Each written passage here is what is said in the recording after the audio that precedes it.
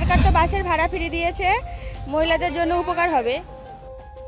রাজ্যের চালু মহিলাদের জন্য বিনামূল্যে বাস পরিষেবা, খুশির হাওয়া যাত্রীদের মধ্যে। রাজ্যের নতুন সরকারের নির্বাচনী প্রতিশ্রুতি অনুযায়ী সোমবার 1 জুন থেকে সরকারি বাসে মহিলাদের জন্য বিনামূল্যে যাতায়াত পরিষেবা চালু হলো।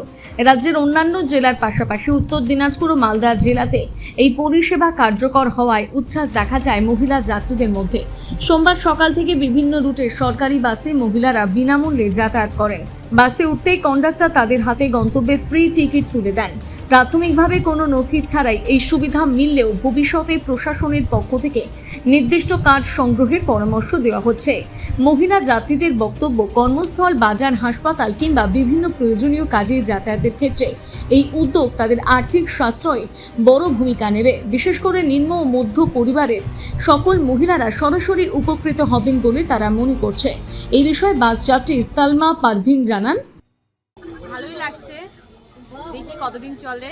ভালোই লাগছে, ফ্রি হলে তো আমাদের ভালোই সুবিধাই হয়। অনেক স্টুডেন্ট যায়, তাদেরও অনেক সুবিধা হয়। অনেক কর্মচারী মানে কাজ করে যারা, তাদেরও খুব সুবিধা হয়। আমি তো 2 মাসে 3 মাসে হয়তো একবার যাই, আমার ততটা হয় না, কিন্তু বাকি যারা স্টুডেন্ট আছে তাদের জন্য খুব ভালো এটা একটা উদ্যোগ সরকার। কোথায় যাচ্ছেন? আমি তো শিলিগুড়ি যাচ্ছি। এই যে শিলিগুড়ি কাজে যাচ্ছেন, শিলিগুড়ি ইসলামপুর থেকে গেলে একটা টাকা লাগতো, 60 টাকা 70 টাকা ভাড়া লাগতো। এই 60-70 টাকা যে বাঁচবে আপনাদের মহিলাদের, কতটা উপকার হবে? অনেকটাই উপকার হবে, অনেকটাই হবে। কি বলবো, যারা ডেইলি বেসিসে যায় তাদের জন্য তো খুবই উপকার হবে।